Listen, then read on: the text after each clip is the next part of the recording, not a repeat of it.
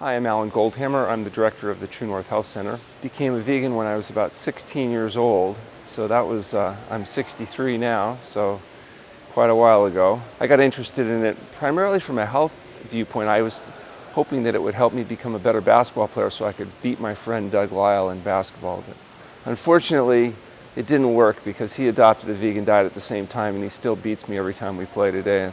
Maybe I'll catch up with him, but it certainly got me interested in health and healthful living.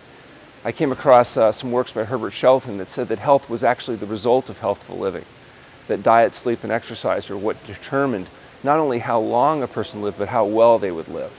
And so I decided that I would pursue that kind of as a profession. I've been involved actively since that time.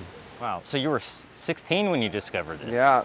And you discovered Esser when you were 16? Yeah, Dr. Esser, that is the grandfather of Stefan Esser, was actually one of my heroes. He was running a hygienic facility doing fasting supervision at that time along with Dr. Benish and Dr. Burton. And they definitely inspired me to want to pursue this field as a career. Wow, that's incredible. I can't imagine being 16 years old and discovering this. I mean, you must have been a pretty bright kid. It was really interesting. You know, if you read those early hygienic works, though, it's very compelling, you know, the logic and the thoughts behind it. And when you experience it, it becomes very apparent that they're onto something. The work that I do at the TrueNorth Health Center now has been largely about trying to document the efficacy and publish research in peer-reviewed journals to hopefully, be able to prove that, in fact, this is a safe and effective way of helping people recover their health and maintain their health. When did you start TrueNorth? This is our 39th year. My wife, Dr. Morano, and I started it when we came back from Australia. I studied with Alec Burton at his Hygeia Health Resort in Arcadia, New South Wales, Australia. And that's where we learned about how to apply fasting and diet to helping sick people recover their health. And we've been operating the TrueNorth Health Center ever since then. We've had 21,000 people to date go through our fasting protocol. Now the center is, it's a busy place, and we're actively involved in clinical research and as well as publishing the results of our research. Does somebody have to be like in a serious detrimental disposition in order to really be a good candidate for this? The important thing is that a person be a good candidate. We determine that by history exam and laboratory monitoring. We have some data recently, though, that suggests that as powerful as fasting is in sick people, it may be even more powerful proportionally in healthy people. That the people that get the most benefit of fasting may actually be those healthy people trying to stay healthy and prevent disease and debility. Yes, it works very well in treating conditions like high blood pressure, diabetes, autoimmune diseases. Even conditions like lymphoma, we've been getting evidence that fasting is a helpful tool to allow the body to reverse pathology and restore health. But it's also healthy in healthy people that are looking to avoid pathology to begin with. When you say it's healthy for healthy people, would this be like intermittent fasting, or would this be some other form of fasting? Well, I think both. We recommend, as far as intermittent fasting, that is narrowing your feeding window. We recommend that everybody fast every day for 12 to 16 hours. By delaying eating for 3 to 4 hours before you go to sleep, delaying breakfast until you've had a chance to do some vigorous exercise. What that does, by narrowing the feeding window, it can help prevent some of the overeating. And during that feeding window, that 8 to 12 hours of feeding, we recommend a whole plant food SOS-free diet. SOS, of course, is the international symbol of danger, but it stands for salt, oil, and sugar. The chemicals that people put in their food that stimulates dopamine in their brain, that induces a pleasure trap response and leads to overeating. And that's why people are fat, sick, and miserable. That's where the obesity, the metabolic syndrome, and our vulnerability to cardiovascular disease, diabetes, autoimmune diseases, and some forms of cancer come from. Yeah. So a lot of the people that I hear on the carnivore, keto, paleo side, Atkins, whatever, they say maybe it's just cutting out the processed foods, not as much as, cutting out animal. Some people want to cut out animal foods, some people want to cut out processed foods, some people want to cut out some of the processed foods, but not all of the processed foods. What we're recommending is you actually eat a whole plant food diet that's salt, oil, and sugar free. Cut it all out. Cut out all the health compromising components. Don't just say, well, a little bit won't hurt, because the reality is a health promoting diet promotes long-term health, not only how long you live, but how well you live. And if you'd like to spend all of your life healthy and functional, instead of the last 10 years of your life unable to talk or move, lying in nursing home beds waiting for people to change your diaper, I'd recommend adopting a whole plant food SOS-free diet in entirety. As far as like transitional issues that people have going from standard American diet or whatever diet they're on to this whole food plant-based diet, I feel like personally maybe fasting and all might help resolve or prevent some of those issues. Is that true? I think it is. If you use intermittent fasting every day and occasionally long-term medically supervised fasting and combine it with a whole plant food SOS-free diet, sleep and exercise, the likelihood of premature debility dramatically reduces. We've recently completed a study looking at these cardiometabolic risk factors associated with fasting and diet. Not only did people improve dramatically and statistically significantly during fasting, but we were able to show that not only at the end of refeeding, but even on follow-up at 6 weeks and 1 year later, people are able to sustain those improvements. Now, do they have to do this under clinical supervision or can they do this on their own? Well, everybody can fast on their own every day for up to 16 hours. So we recommend that they do that. When you do long-term fasting, it's important that there's a medical history, physical exam, and laboratory monitoring be done to make sure first you're a good candidate for fasting. And if you are a good candidate for fasting, that you have objective baselines so you can tell the difference during fasting from an intense process that might be associated with healing versus a problem. It's also important that people fast in a restful state. If you're too active in fasting, you end up burning muscle rather than fat.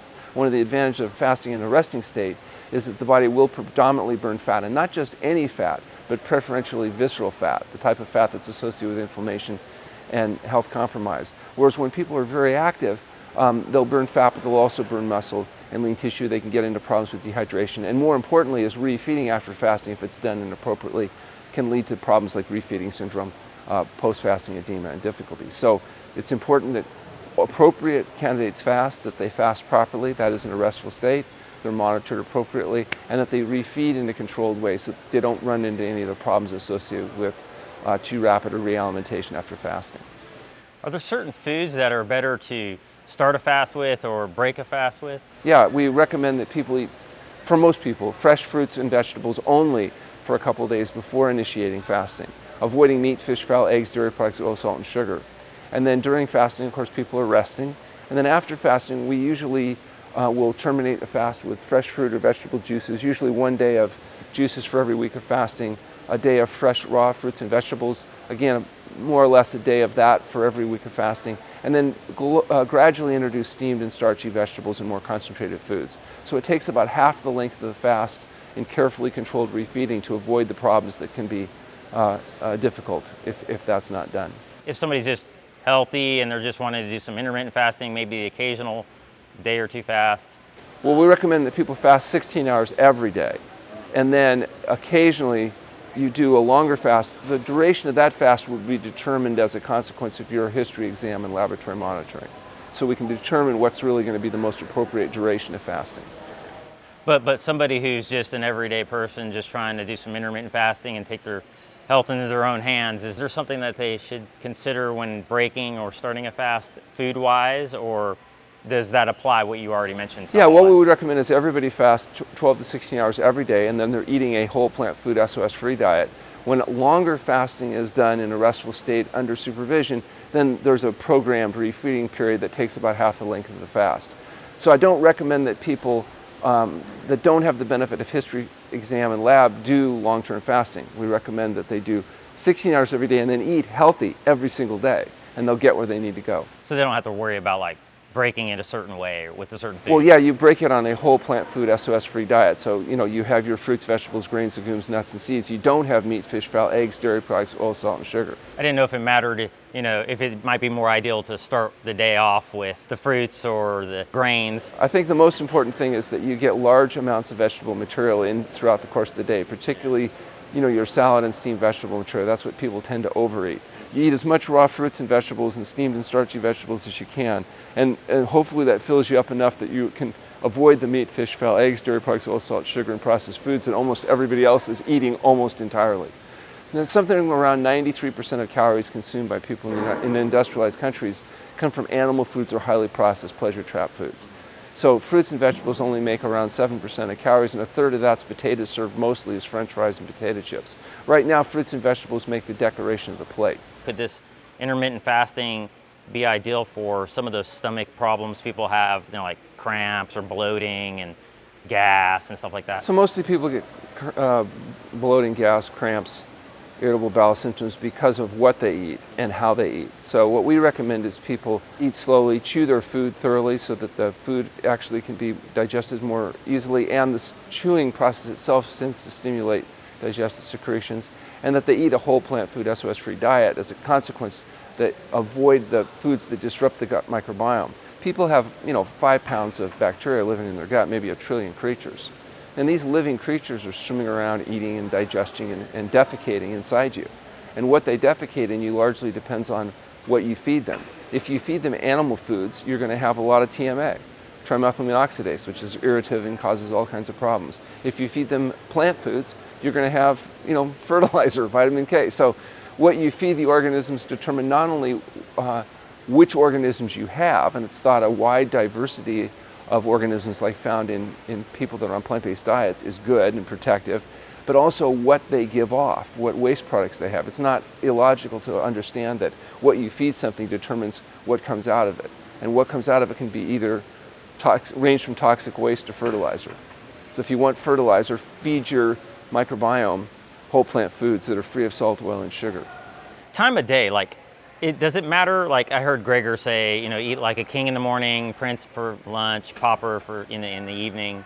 Is it better to cut off at a certain time and let your microbiome rest and throughout the night? That's why we recommend 16 hours of fasting every day, where you don't eat 3 to 4 hours before you go to sleep, and that you delay your breakfast until you can have a chance to do some vigorous exercise in the morning.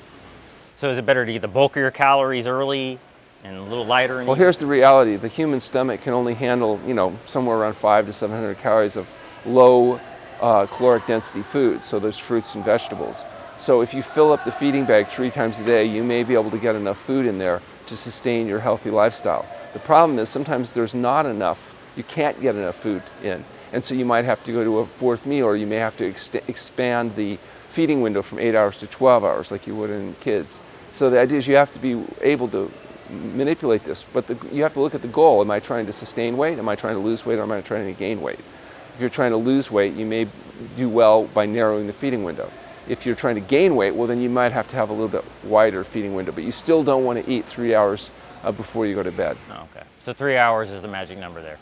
So what about, I heard somebody mention flora blooms from fasting. Is that a thing? Microbiome? Yeah. Well, actually, no, it's the opposite. During fasting, there's a tremendous die-off in the gut microbiome, and then with proper refeeding after fasting, you can grow that wide, diverse, health-promoting microbiome. And so the idea is that there's probably 1,000 strains of bacteria that live in a healthy microbiome. And they're different strains than those that you find in predominantly meat eaters or sugar eaters. Fasting, it's like rebooting the hard drive in a computer. You have a corrupted hard drive, you shut the machine off, you turn it on, you don't know why, but now it starts to work again. Well, same thing, same analogy in humans. You shut down the system with fasting, and you turn it back on, you feed it properly, you're able to grow a more healthy microbiome. I've heard of people maybe getting fecal transplants or something. Is that a thing? Well, yeah, in the case of certain bowel disorders, they've actually demonstrated that human fecal transplantation can be extremely effective at helping reestablish a normal microbiome, in some cases more effectively than the use of antibiotics. But what I would suggest is that perhaps more practically is to reestablish a normal healthy microbiome by establishing a normal healthy feeding pattern. Mm-hmm. I wonder sometimes if C-section babies, if that's derailing their microbiome. Yes, so there is evidence that babies that have C-sections have more problems with digestive issues, in part because of not getting naturally exposed to the healthy microbiome. But it also may have to do that people are not breastfeeding, and that the people that are breastfeeding aren't necessarily eating healthy. And so all of that's going to probably have a profound effect on the microbiome and the health of the infant. If they just eat healthy, can they reestablish that microbiome just by eating healthy, or is there some way they have to reintroduce or introduce those bacteria? Well, there is some evidence that probiotics might have some effect, but more importantly are the prebiotics, which is essentially the diet. So create the healthy environment and create the healthy diet, and it looks like many of these problems resolve. In fact, we have good success in treating these conditions at TrueNorth Health Center. And really all we do is we use fasting and healthy diet to allow the body to try to heal itself. As far as evidence, a lot of people are like getting a lot of different information out there from, like I mentioned, the keto, carnivore, and paleo. How do people assess the evidence and really get a good perspective on the reality of the totality of evidence? Well, what I'd suggest they do is go to our website at fasting.org, which is a fasting compendium website. If you're interested in fasting and diet, we've published much of all of our research and much of other people's relevant research. And you can read for yourself what the outcome data is. It's very compelling. It's quite clear. I think that's a good place to start. Is don't necessarily rely on other people's interpretation of the literature, but go and actually look at the studies, look at the data, and look at what the conclusions are of the people that are actually doing the research. Yeah. Sometimes I feel like people they invest too much faith in one person instead of looking at the totality of evidence. Is there a totality of evidence that's like some massive meta-analysis of all of it that's pointing in one direction or another?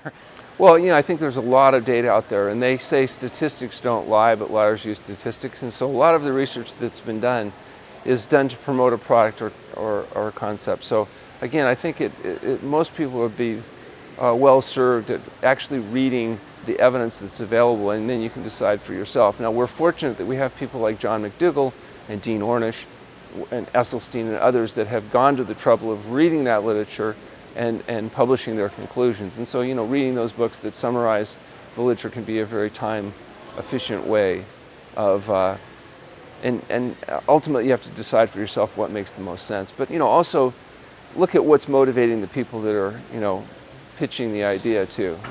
What it is, if they're selling a product, a concept versus, trying to present an honest conclusion, that might influence people's judgment. But I think, again, whatever limitations you might have, you're better off making the decisions for yourself, maybe using other people to advise you than you are necessarily going with the standard line is.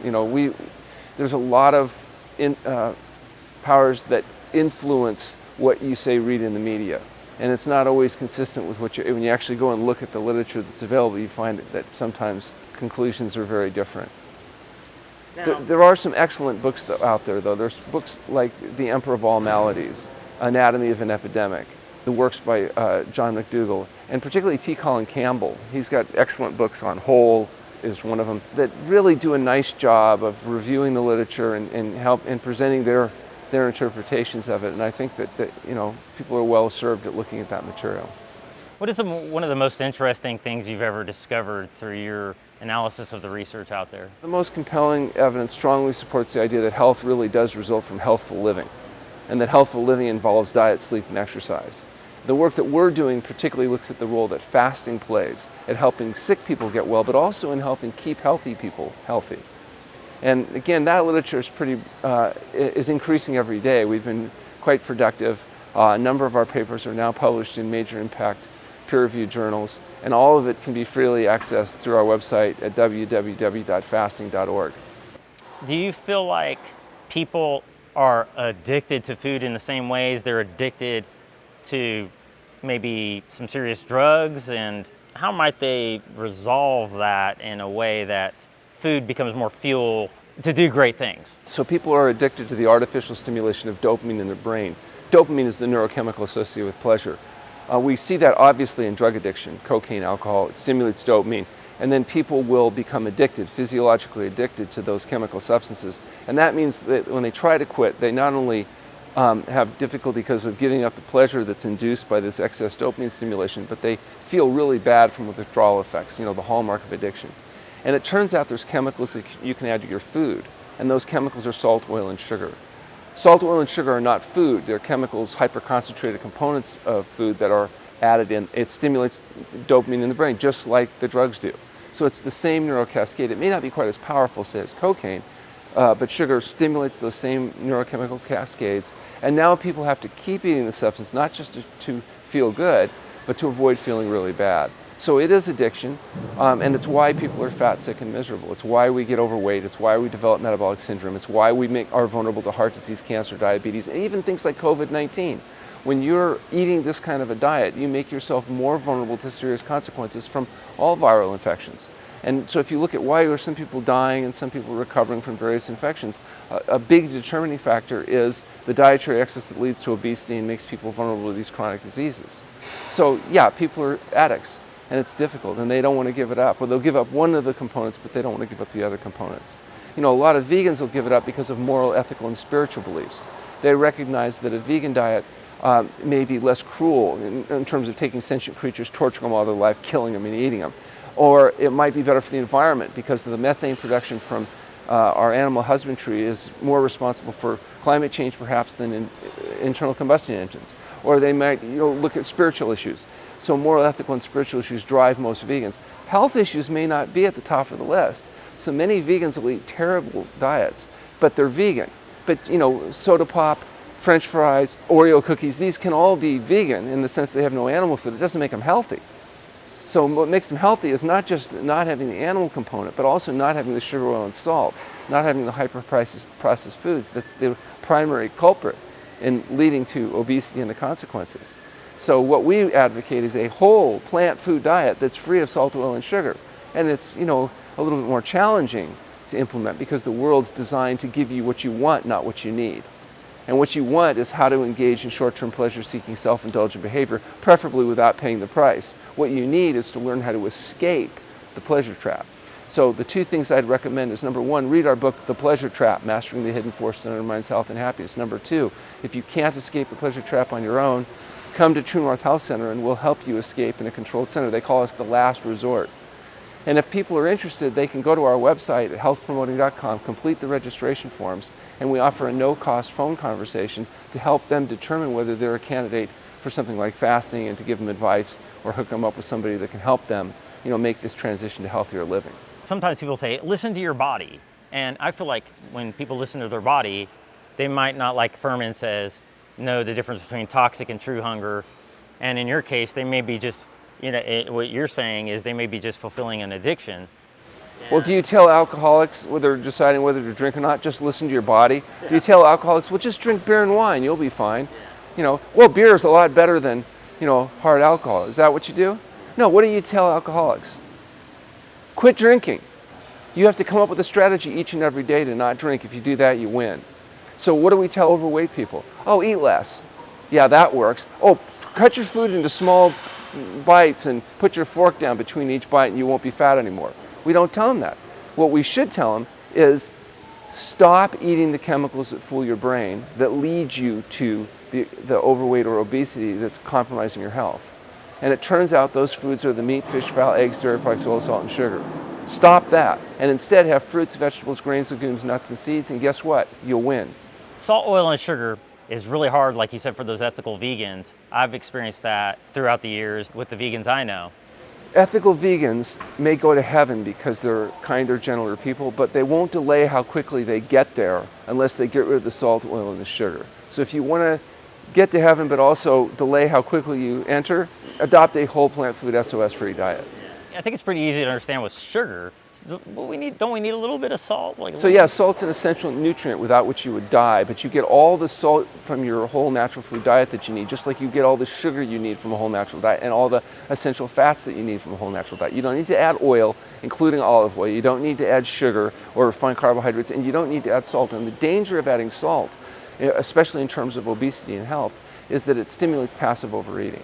It's such an essential nutrient. Your body's designed to crave it in very small quantities, but in a natural setting, you're not eating highly processed, hyper-stimulating foods with a lot of salt added to it. And as a consequence, you're designed to be able to detect it and you get all you need. When you add extra, it stimulates passive overeating. If you eat, for example, rice until you reach natural satiety, you reach a certain amount. You salt it up, you'll eat significantly more before you feel satisfied. And people say, yeah, because it tastes better. But the reason it tastes better is because it's stimulating dopamine production in your brain. It gives you more pleasure, but it's a drug-like effect. So you'll get the salt, the oil, the sugar, the nutrients that you need by eating a variety of whole plant foods without having to add all these hyperfractionated substances to it. Because some people say I need a little salt because I'm an athlete and maybe I'm. Right. If you're an athlete, you're eating more calories because you're burning more calories, and if those calories come from whole food, you'll get the quantity and quality of micro and macronutrients that you need in order to sustain optimum health. Now, perhaps the most controversial thing is the oil. So the truth is essential fats are necessary, and you get all the essential fats you need from your fruits and vegetables. Some foods are particularly rich in essential fats like avocado, nuts, and seeds. But even without those concentrated foods, you still can get the essential fatty acids that you need. The omega-3 fatty acid, which your body produces docosahexohexanic acid out of. And so the idea that you have to pour highly fractionated 9 calories per gram processed food on your food in order to get the essential fats that you need is not true. What about supplementing fatty acids? For people that perhaps are not able to eat adequately for whatever reason, or maybe some people have food triggers, they can't eat in certain classes of foods, supplementation of downstream products like DHA may have some justification. There are also people that may have enzymatic conversion issues or something. I still wouldn't be pouring oil over my food, but you could use either more concentrated plant sources like your flax seeds, your walnuts, or in an isolated case you could consider the supplementation of docosahexohexanic acid or other essential fatty acids as needed clinically. But for most people it's just a question of, get that table of ground flaxseed or the ounce of walnuts in their diet and they're going to get the essential fatty acids they need. So when I go get my index tested, if it's below 4? There's a lot of controversy about what normal and healthy essential fatty acid indexes should be, and that's still an area of evolving science. One of the challenges right now when the majority of people are fat, sick, and miserable, very difficult to draw conclusions from norms or averages. If everybody's fat and sick, being fat and sick becomes average and normal. One of the challenges we have in doing studies on healthy people is that most people that think they're healthy don't actually meet the objective parameters of health. And so, it gets challenging finding healthy subjects in order to properly test some of these concepts. Yeah. Some people look at some of the people I interview and they say, that person doesn't look healthy. And it's just rare, it's like 1 out of, so many. And I wonder, can you really tell if somebody's healthy just by looking at them? Well, there are signs and symptoms of health. One thing is healthy people typically are not obese. So, that's certainly a sign. Some people age at different rates depending on their health habits. So typically what you'll find is people that have a long-standing history of healthful living will tend to age out at a slower rate. Now, some of this is genetically mediated, so you'll have one person that doesn't live very healthy, and you'll always hear about those occasional people, they smoke or they drink and they carry on and manage to live a relatively long life. Other people that might be quite health conscious may succumb to problems earlier, and some of that may be genetic predisposition, and also bad luck. How long you live is largely determined by genetics and luck, but how well you live, in other words, will you live fully functional till you go to sleep one night and don't wake up, rather than spending the last decade of your life infirm, is largely going to be determined by the choices you make in terms of diet, sleep, exercise habits, etc. Do you have kids? I do. I have 2 children, and I have 2 grandchildren. In fact, I have a 17-year-old grandson and a 13-year-old granddaughter. My grandson calls me the AO, which stands for Ancient One. That's awesome. Now, are they vegan from conception? Yeah, my son is 35. I guess he's going to be 36. And he has been vegan since birth. So he's lived this way all of his life. My daughter is actually a stepdaughter, and she was 13 years old. So she's 50 now and continues to make improvements in her own choices. Interesting. So it's safe to raise kids vegan?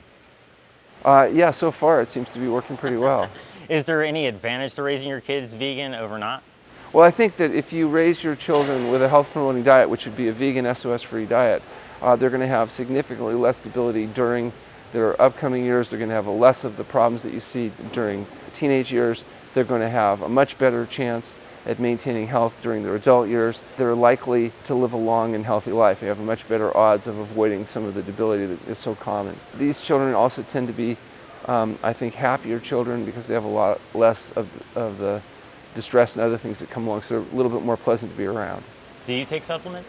I do take B12. I think that vegans in the modern world don't get much bacterial exposure because of our hygienic habits. We wash, we peel, which is good because it avoids the worms and the parasites and the other problems.